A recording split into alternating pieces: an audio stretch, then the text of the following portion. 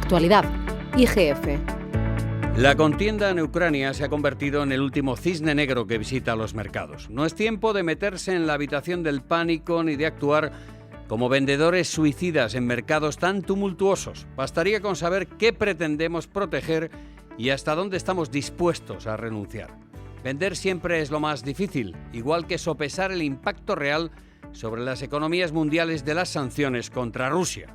José Manuel Pazos, en su último análisis semanal, introduce una visión que resulta inquietante y sobre la que vamos a reflexionar. El fin de la globalización como resultado de unas sanciones que van camino de dejar una herida crónica en las economías mundiales. ¿Cómo se llega a esa conclusión, José Manuel? Bueno, es quizá consecuencia de observar cómo hasta el momento se había venido comportando la economía mundial, qué es lo que esto está cambiando y ver si esto que está cambiando va a provocar que por parte de los distintos agentes económicos se replanteen los antiguos procesos que básicamente lo que trabajaban es en base a precio. Es decir, en aquella teoría de que hay que dedicar los recursos para que sean más efectivos donde es más económico y por lo tanto con eso soy capaz de alcanzar un precio final competitivo. Lo que ocurre ahora es que el elemento crítico ya no es el precio, sino que el elemento crítico es la disponibilidad. Desde el momento en que esta crisis lo que pone en cuestión es esa disponibilidad que dábamos por sobreentendida, el precio, como digo, pasa a un segundo factor hasta tal punto que efectivamente el precio se disloca, estamos en una situación de precios fuera de control, pues lo importante es asegurarse el aprovisionamiento y no asegurarse un precio. La raíz fundamental de la globalización estaba en la especialización de aquello en lo que cada uno era más eficiente. Ahora ya esa no es el esquema básico para funcionar, el esquema pasa a ser asegurarse los aprovisionamientos. Yo creo que eso es lo que está en la raíz de este cambio tan importante que se va a producir como consecuencia de la crisis en Ucrania. Hablando de aprovisionamientos, estamos ante una crisis energética mundial que deviene también en debacle económica con inflación galopante. ¿Hacia dónde crees que vamos? Lo cierto es que si pusiéramos en un contexto puramente económico lo que significa para la economía mundial Rusia, que apenas es un 2% del PIB mundial, todos los días hemos visto cómo se situaba en la escala entre el PIB español y el PIB italiano, parecería que una crisis con un país de este tamaño no tendría una capacidad de generar una distorsión tan enorme como la que estamos asistiendo.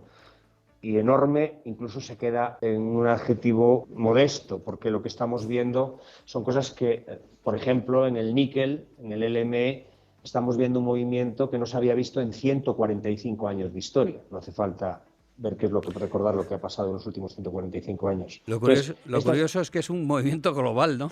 Claro, ahí es donde viene un poco el elemento que hace diferenciar lo que uno colocaría en el numerador y en el denominador. Es decir, estamos hablando de una economía que aparentemente es insignificante en términos de PIB mundial, mucho más insignificante que China o que los propios Estados Unidos, pero al mismo tiempo con una capacidad de desatar reacciones en una y otra parte del mundo cuyo impacto, que se está todavía empezando a analizar y veremos hasta dónde esto puede llegar, pues en función de lo que sencillamente supone de detracción de rentas, las subidas de los precios de las materias primas en las economías desarrolladas, puede llegar a tener un impacto que se mide en 4 o 5 puntos de PIB. Claro, 4 o 5 puntos del PIB mundial es aproximadamente 80 billones, es como 4 veces la economía rusa. Es decir, solo el impacto energético ya esencialmente tiene un impacto en la economía mundial de esa dimensión, independientemente de que, como no hablamos de un shock en un único momento, sino que hablamos de un shock que se va a extender en el tiempo,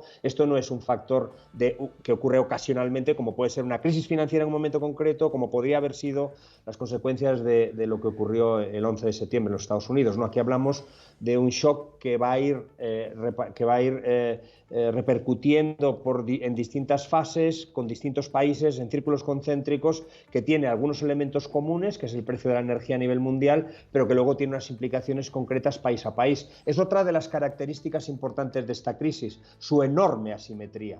Es decir, que no va a ser el mismo impacto cuando hablemos del impacto global. Desde luego no va a ser el mismo impacto pues en Alemania que el impacto en España o que el impacto en Egipto. donde una parte muy importante de su aprovisionamiento de materias primas básicas de alimentación vienen de esta zona en conflicto. Y para los inversores, José Manuel, ¿hay manera de ponerse a resguardo en periodos de estanflación como el que parece que vamos a vivir? A resguardo de una situación como la que tenemos, como digo, no hay. Es evidente que, como apuntaba antes, esa asimetría hace que ni todos los sectores vayan a sufrir del mismo modo, porque no se ven afectos tampoco del mismo modo. Es evidente que en este cambio de qué es lo que se ve más afecto y menos afecto, lo único que uno puede intentar es colocarse bajo el sol, o sea, bajo el árbol que mejor te cobije del sol. ¿Cuál es ese árbol? Pues uno diría, hombre, el oro. Hombre, uno diría, pues hombre, la seguridad. Hombre, uno diría, pues, todos aquellos aspectos relacionados no con la seguridad solo militar, sino con la seguridad informática. Es decir, claro que hay ámbitos que se van a ver beneficiados de todo esto. Los más fundamentales, aquellos vinculados con lo que son las consecuencias de un conflicto. Pero nadie, absolutamente nadie, puede escapar de una situación como la que está teniendo como elemento nuclear, que es la base de cualquier economía, lo que es el aprovisionamiento del suministro energético, que luego es el elemento que transforma bienes naturales en bienes de uso final. Este gran cambio es lo que yo creo que hace que esta crisis sea singularmente distinta.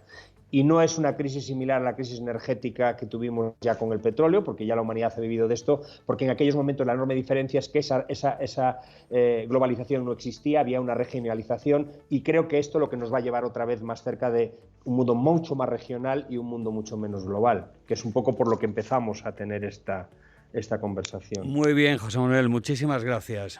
A ti, muchas gracias a ti.